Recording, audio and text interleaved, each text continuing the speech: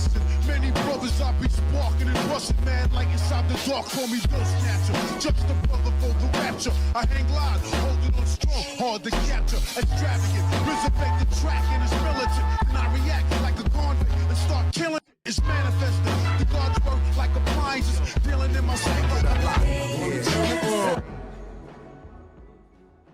Yo, what's going on everybody? It's your boy Naruto Explained here, bringing you guys another discussion for Boruto Naruto Next Generations, the manga. And for anime only fans, this is the time of the month where a lot of the content that we talk about here on the channel is going to be spoiler heavy, so I thank you for your support. However, if you're still here, I'm assuming that you guys are all caught up with the Boruto manga. You do not care about spoilers, and you do not care about speculation videos that are going to be rooted in stuff that actually takes place in the manga and then gets turned to an actual theory. So with that being said, though, if you're still here, I'm assuming you guys are all caught up with the manga, so let's jump right into the actual discussion. So based on the actual information we have from the latest Boruto manga chapter, we have a few things that we need to actually look at. So number one, we have to look at the fact that Amado has begun doing experiments on an unknown body that has not been actually disclosed, and we don't know who's actually in that capsule that Amado has. However, the problem is that we're gonna have yet another cyborg that is stronger than Jigen.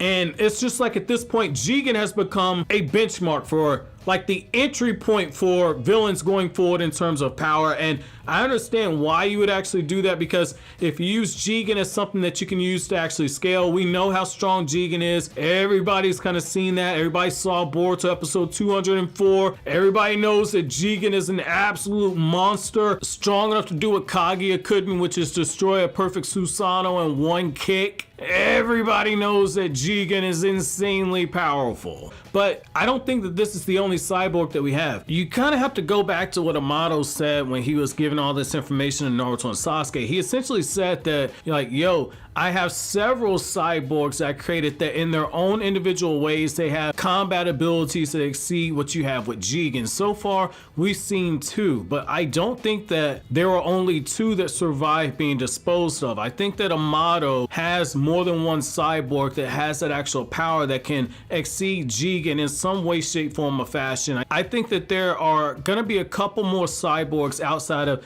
Daemon and Ada that are gonna make their appearance in the actual series.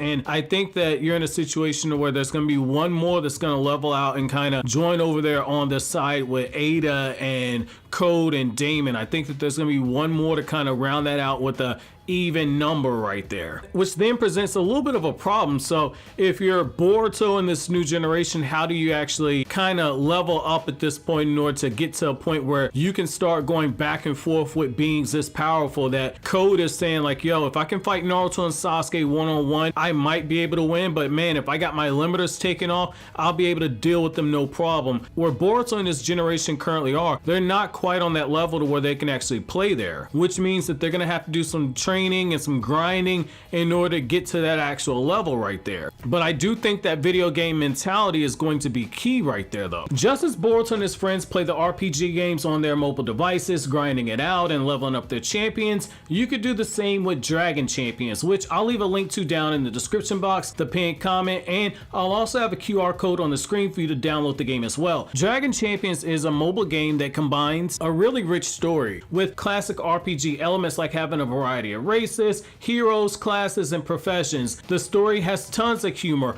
pop culture references, and Easter eggs that will surely grab your attention if you've got those Sharingan eyes ready to spot them. There are tons of game modes to choose from, so if you're the classic RPG type like me and you love going into campaign mode and leveling up your characters and getting those experience points, then this is definitely a game for you. The game also offers arena and tower and raids for you guys who want to switch things up as well. Also, if you download the game via my link or QR code and use my promo code Naruto2107, if you do this, you'll also get a special in-game bonus which includes rewards up to $10 and a hero Robin Bad. The promo code is valid up to level 15 and only available to the first 100 people. Once again, I'll leave my links in the description box, the pinned comment, and you can also download the game via my QR code. And by doing doing so, you can be like Boruto and his friends and begin that process of leveling up during that time skip. And any good time skip, you're gonna need breaks, so why not enjoy those breaks by playing Dragon Champions, which I do sincerely believe that a lot of you guys will actually enjoy as you get to traveling and enjoying your summertime while you're on the plane flying to your summer destination. This would be a great game to actually play. And there's also a very strong community where you can join guilds, you can chat with other players, you can stay in touch with developers on Discord. This game's really going to remind you of a lot of your old favorite computer games, and like I said, if you're a classic RPG head like me, you're going to love this game. So all you guys can be like Boruto and myself and download the game for free right now. One of the things that a lot of you guys ask me is like, yo man, do you think that Amado is going to have more cyborgs out there? And I've said for a while, if you just look at the way that teams actually set up, technically you got a 3-man team right now with Code and Ada and Daemon. However, when you really look at it, if Ada is really just like the team leader for this,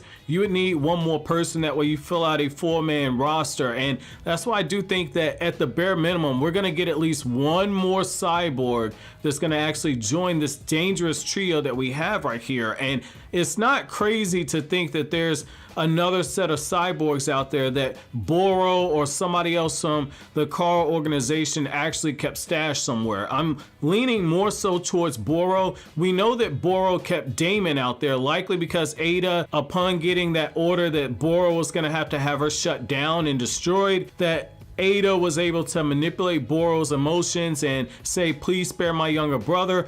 Ada does not seem like somebody that would just allow Daemon to actually be put out there as, like she said, somebody that can actually kill her. I would think that there's another cyborg that she would be able to actually manipulate. And it's not crazy to think, because Ada's abilities work on people that are not blood related. So that's why Daemon is referred to as somebody that can actually kill her. Then they don't work on people that have Otsutsuki DNA. So that other cyborg wouldn't fall into that, which means that Ada's ability to take control of your heart and your emotions, if there's another cyborg out there, there's the possibility that she can actually control them, and that will be another countermeasure in case things get crazy with the character of Code, because Daemon has a very overpowered ability, but the chapter makes it clear there's a weakness to his ability that Daemon and Ada are keeping quiet. And I would think, since Ada says that outside of the basic taijutsu, I'm not really the brawler type, Ada's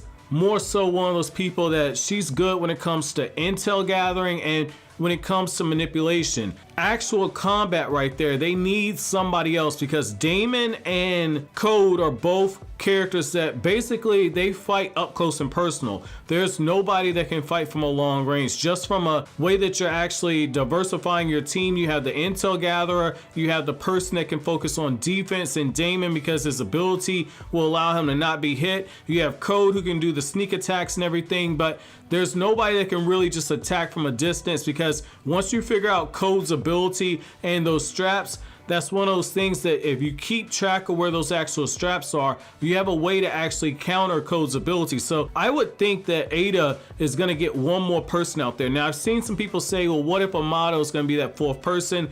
I don't know, but I will say this. If you swap out Code and Kawaki, like I think Kishimoto's getting ready to do, you're still down one more person. And that's why I think that there's probably going to be one more cyborg that's going to be put on there. One more. I'm not sure who. I know some people are saying maybe that cyborg that Amado has in that extra pod might actually be the other person. And this whole time Amado's just been playing Konoha. That's absolutely something that could be possible. However, I would think that if Code gets Amado to take his limiters off, at that point Amado has no more use at that point, and I could see Code or somebody actually killing Amado. So I think for right now, I think that you don't trust Amado. I definitely think that Amado has more cyborgs out there, but I also think that Amado purposely went to Konoha for a reason. Obviously get closer to Kawaki, but the other thing is to also be in a situation where he can actually be protected. And I think that that's the thing right there. I think that Amado has his reasons for staying inside of Konoha, at least until the threat of Code is taken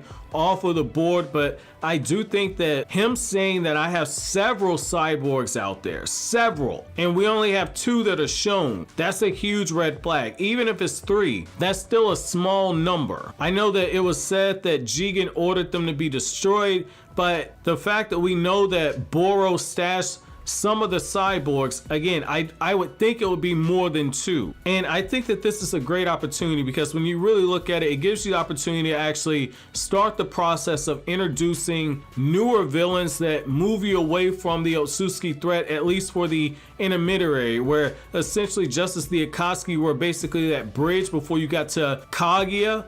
And that whole threat right there, you had to deal with the Akatsuki, then you found out that Obito was doing the manipulating, then you found out that Madara was doing the manipulating. I think that you had the opportunity here to where Kara started out with the Kara members, where Jigen was leading everything, and then Code is right now the de facto leader of Kara. But the thing is that now we're in a situation where Ada is clearly playing Code right now in order to get her hands on Kawaki, and I think that Ada's likely going to have Code eliminated at some point, or the situation is going to call for Code to be eliminated. I think that kind of restarting this and actually taking the opportunity to introduce these new cyborgs and allow Masashi Kishimoto to actually write them with personality, because say what you want about Ada, say what you want about Daemon, but they've shown more personality in the manga than the other car members showed when it comes to their actual personalities. They were very one-dimensional. The best written one out of all the car members in the manga was Kashin Koji, and even then Kashin Koji was more that silent assassin type. There was no real layers to his personality. We've seen multiple sides to Ada. We've seen the manipulative side, we've seen the angry side, we've seen the cold and calculated side, we've seen the flirty side. We've got an actual reason for the way that she is and what her actual goal is as far as what's actually pushing her. I think that we have something there with her. The same thing with Daemon. Daemon has a very playful, yet at the same time very self-aware and calculated personality, while also being somebody that is very bloodlusted. We've seen more layers to these characters since Masashi Kishimoto's taken over. I would think that introducing more cyborgs and have them be that threat that eventually gets eliminated and kind of brings Kawaki back to whatever caused him to split away from Naruto and Boruto, that you use these characters as a way to start moving Kawaki closer to that. And then if you go the route of Isshiki gets revived, or that Ten Tails is the major threat, or there's another Otsutsuki, you can use that as a way to segue. However, I want to know from you guys, what do you guys think about this possibility? Do you agree with me that Ada has the potential to be something special? Could she actually be something like Vonica from Black Clover, to where she gets all this heat built up over time? Let me know what you guys think down in the comment section below. But as always, guys, if you like anything I had to say, don't forget to comment, rate, subscribe, and share. Thank you so much for watching until the end. Have an awesome day, guys.